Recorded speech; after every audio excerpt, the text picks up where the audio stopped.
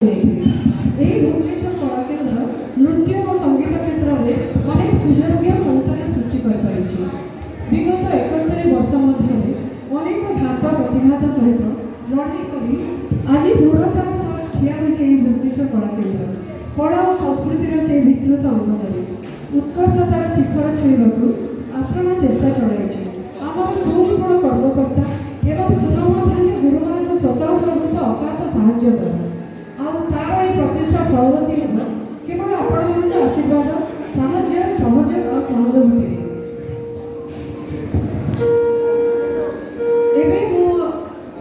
अध्यक्ष श्रीजुक्त सीताकांत महांती महोदय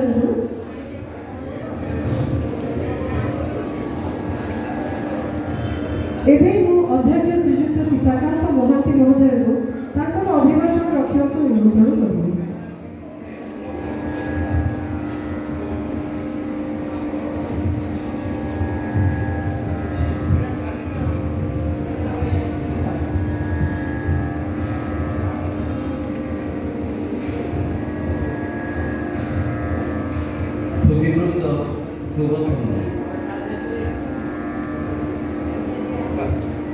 भुवनेश्वर कला केन्द्र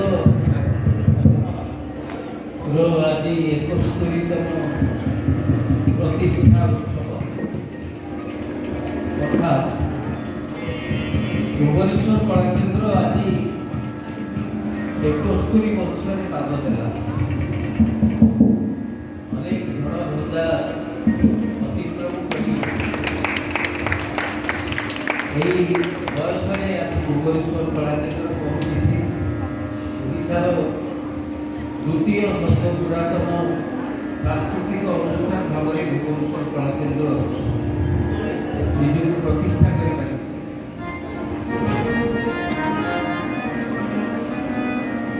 आज उत्सव विशेष किसी खबर जहाँ तो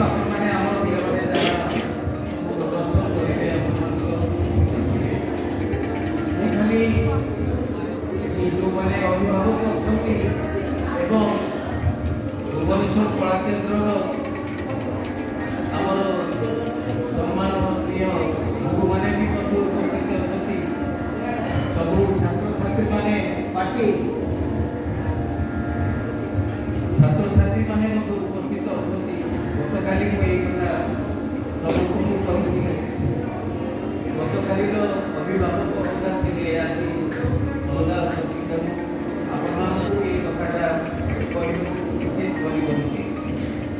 बहुत आवश्यक अतीतर ए बाबद अनेक थर प्रतिष्ठा उत्सव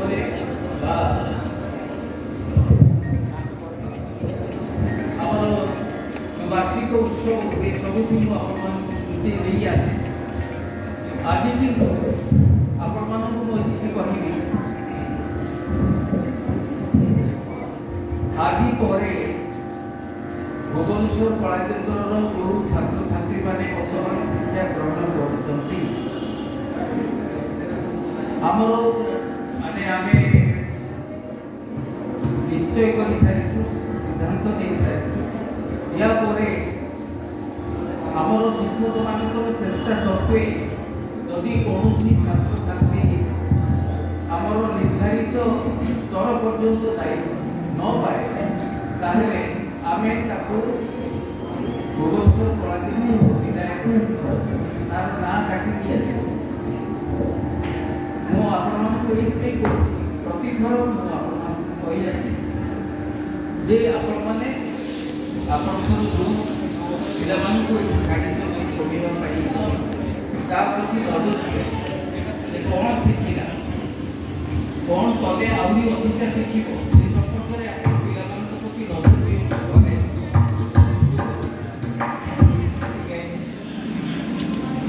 किंतु आपण मैंने करना बर्तमान आम लक्ष्य करूँ पिला जो रेट्रे जा कथा से रेट्रे जाऊना देखो भुवनेश्वर कला केन्द्र सतु घुटा कर जो अनुष्ठान मान भुवनेश्वर कि ओडार अच्छा गोटे हेले भी यही अनुष्ठान गोटे भिन्न प्रकार अनुष्ठान ଏଠି ବ୍ୟବସାୟିକ ସ୍ତରରେ ବ୍ୟବସାୟିକ ମନୋବୃତ୍ତି ଦେଇକରି ଏଠି ଶିକ୍ଷାଦାନ କରାଯାଏ ନାହିଁ।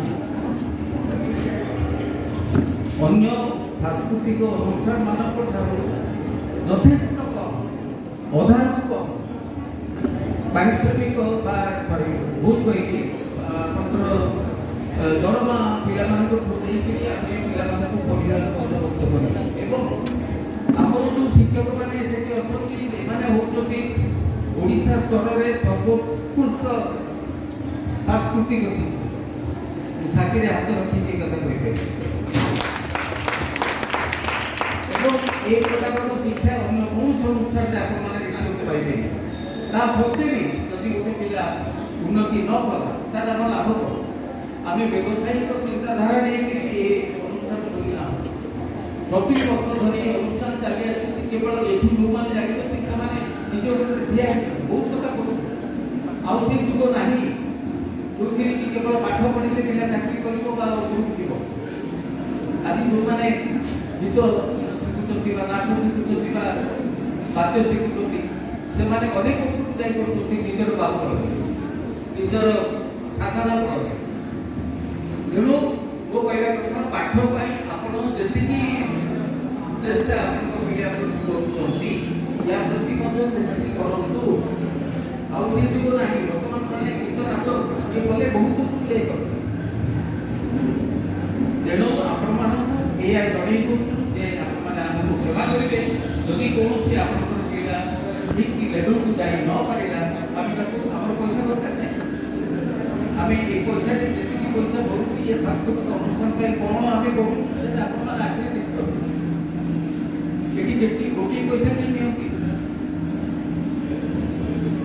এটা ମାନେ ମୋ କହିବା କଥା ଏକଦମ ନିଃସ୍ୱାର୍ଥପର ଭାବରେ ଆମେ ଚେଷ୍ଟା କରୁଛୁ, କିନ୍ତୁ ଆପଣମାନଙ୍କର ସେ ସହଯୋଗ ଆମେ ପାଉନାହୁଁ। ଅତି ଦୁଃଖ ସହିତ କଥା କହିବାକୁ ତେଣୁ ଦୟାକରି ଆପଣମାନେ ଏଣିକି ଆପଣଙ୍କ ପିଲାମାନଙ୍କ ପ୍ରତି ନଜର ଦିଅନ୍ତୁ।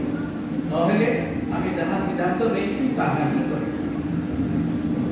ଆଜିର ଏଇ ଯେଉଁ ବର୍ତ୍ତମାନର ମୋର এই ବକ୍ତବ୍ୟ ପରେ ମୁଁ ଆମ ଅନୁଷ୍ଠାନର ବନ୍ଧୁ ଏବଂ ସଭାପତି ଶ୍ରୀଯୁକ୍ତ ନାଗାର୍ଜୁନ ସେଠୀଙ୍କୁ ଅନୁରୋଧ କରିବି। ମୁଁ କହିଲା ବେଳକୁ ସେଠି ଗୁରୁଛି କହିପାରିବି ସେ ବାକି ଆପଣମାନଙ୍କୁ ଏ ସମ୍ପର୍କରେ ଆଲୋକପାତ କରିବେ। ଏବଂ ଆମର ଆଜିର ଏଇ 2 ଦିନର କାର୍ଯ୍ୟକ୍ରମରେ ଆମର ଉଦ୍ଘୋଷିକା ସ୍ପନ୍ଦନିକା ପଟ୍ଟନାୟକ ବହୁତ କଷ୍ଟ କରିଛନ୍ତି। ସେଇ ଅନୁଷ୍ଠାନର ଜଣେ ପୁରାତନ ଛାତ୍ରୀ ଏବଂ ସେଇ ଅନୁଷ୍ଠାନ ପାଇଁ ନିଜ ବହୁତ ସାହାଯ୍ୟ କରୁଛନ୍ତି। ତେଣୁ ତାଙ୍କୁ କଳାକେନ୍ଦ୍ର ଆମ ସମସ୍ତଙ୍କ ତରଫରୁ ଆପଣମାନଙ୍କ ସରକାରୀ ସହିତ ମୁଁ ଧନ୍ୟବାଦ ଜଣାଉଛି।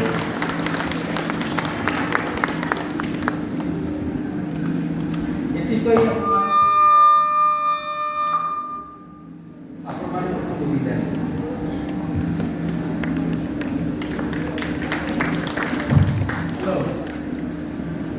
ଆମ ଅନୁଷ୍ଠାନର ସଭାପତି ଆପଣମାନଙ୍କୁ କଳା କେନ୍ଦ୍ର କିପରି ଉତ୍କୃଷ୍ଟ ସ୍ତରକୁ ଆଉ ଯାଇପାରିବ ଏକ ମୂଳମନ୍ତ୍ର ଦେଲେ। ବର୍ତ୍ତମାନ ଯାହା ସଙ୍ଗୀତ ଶିକ୍ଷାର ଉନ୍ନତି ପାଇଁ ଯାଉଛି ଆପଣମାନେ ଅବଶ୍ୟ ଜାଣିଥିବେ, ତଥାପି ମୁଁ ଏଠି କହିପାରେ ଜାତୀୟ ଶିକ୍ଷାନୀତି 2020ରେ ସଙ୍ଗୀତ ଶିକ୍ଷାକୁ ବିଶ୍ୱବିଦ୍ୟାଳୟ ସ୍ତରରେ ମଧ୍ୟ ମେଜର ମାଇନର ତଥା ଅକ୍ସିଲାରୀ ସବଜେକ୍ଟ ଭାବେ ଗ୍ରହଣ କରାଯାଇଛି ଏବଂ ଏକ ମାନେ ଇଣ୍ଡିପେଣ୍ଡେଣ୍ଟ ସବଜେକ୍ଟ ନେଇକି ଜଣେ ମଧ୍ୟ ସଙ୍ଗୀତ ପଢ଼ିପାରିବ। ତେଣୁ ଏ ସୁଯୋଗ ଯେତେବେଳେ ଆସିଛି ମୁଁ ଆଶା କରିବି ଆମର ଛାତ୍ରଛାତ୍ରୀ ଆମ ଛାତ୍ରଛାତ୍ରୀମାନେ ସେ ସୁଯୋଗ ଟିକେ ଗ୍ରହଣ କରନ୍ତୁ। ସଙ୍ଗୀତ ଅଧ୍ୟାପକ ହେବା ପାଇଁ ବିଶ୍ୱବିଦ୍ୟାଳୟ ମାନଙ୍କରେ ଅଧ୍ୟାପକ ହେବା ପାଇଁ କଲେଜ ମାନଙ୍କରେ ଯୋଗ୍ୟ ବିବେଚିତ ହେବେ। ଆଉ ନମ୍ବର 2 ହେଲା ଯେ ଶିକ୍ଷା ପାଇଁ ଆନ୍ତରିକତା ଦରକାର। ଆଉ ଆମେ ସ୍କୁଲ ବା କଲେଜରେ ପାଠ ପଢ଼ିକି ୟାକୁ ଅକ୍ସିଲାରୀ ଭାବରେ ନେଇ ପାଠ ପଢ଼ିଲେ ହେବ ନାହିଁ। ଆ ପାଇଁ ମଧ୍ୟ ସମୟ ଦେବେ। କଲେଜ ବା ସ୍କୁଲର ପାଠ ପଢ଼ା ପାଇଁ 5 ଦିନ ନିଅନ୍ତୁ, ଇଏ ଶନିବାର ରବିବାର 2 ଦିନ ସଙ୍ଗୀତ ପାଇଁ ଦିଅନ୍ତୁ, ତାହେଲେ ଆହୁରି ଭଲ କରିପାରିବେ ପିଲା। ମୁଁ ଆଶା କରୁଛି ଆମର ଏ ସୁପରକୁ ଆପଣମାନେ ଗ୍ରହଣ କଲେ ଆପଣଙ୍କ ପିଲାର ତଥା ଆମ ଅନୁଷ୍ଠାନର ସର୍ବୋପରି ଉନ୍ନତି ହେବ। ଆଉ ଗତକାଲି ଆପଣମାନେ ବହୁ ସଂଖ୍ୟାରେ ଆସିଥିଲେ, ଶେଷ ପର୍ଯ୍ୟନ୍ତ ରହିଥିଲେ, ଉପଭୋଗ କରି ଗଲେ, ଆଜି ମଧ୍ୟ ରହିବେ। ଆଉ ଆମର ପୁରସ୍କାରକୁ ବହୁତ ଧନ୍ୟବାଦ ଦିଆହେଇଛି। ଆଉ ମୁଁ ମଧ୍ୟ ଆଉ ଥରେ ଧନ୍ୟବାଦ ଦେଇଦେଉଛି, କାହିଁକିନା ସେ ବହୁତ ଭଲ ଭାବରେ ପରିଚାଳନା କରୁଛନ୍ତି। ଆଉ ଧନ୍ୟବାଦ। ମୁଁ ଆଶା କରୁଛି ସମସ୍ତଙ୍କୁ କରିବି। ମୁଁ ବକ୍ତବ୍ୟ ବନ୍ଦ କରୁଛି। ଧନ୍ୟବାଦ ଆମର ସଭାପତି ମହୋଦୟ ଏବଂ ଉପସଭାପତି ମହୋଦୟ ନିଜର ଅଭିଭାଷଣକୁ ଏତେ ସୁନ୍ଦର ଭାବରେ ନିଚ୍ଛା ଭାବରେ ପରିପ୍ରକାଶ କରିଥିବାରୁ। ଏବେ ଆମର ସାଂସ୍କୃତିକ କାର୍ଯ୍ୟକ୍ରମକୁ ଆରମ୍ଭ କରିବା। ସର୍ବପ୍ରଥମେ ସୁରଦାୟିନୀ ମା ସରସ୍ୱତୀଙ୍କ ଚରଣରେ ତାଳ ଏକତାଳି ଆଧାରିତ ସରସ୍ୱତୀ ବନ୍ଦନା ବାଗ୍ଦେବୀ ସରସ୍ୱତୀ ପୁସ୍ତକ ଧାରିବେ। ଅର୍ପଣ କରିବେ ଆମର ଓଡ଼ିଶୀ କଣ୍ଠ ସଙ୍ଗୀତ ବିଭାଗର କଣ୍ଠଶିଳ୍ପୀମାନେ। ସେମାନେ ହେଲେ ଅନ୍ୱେଷା,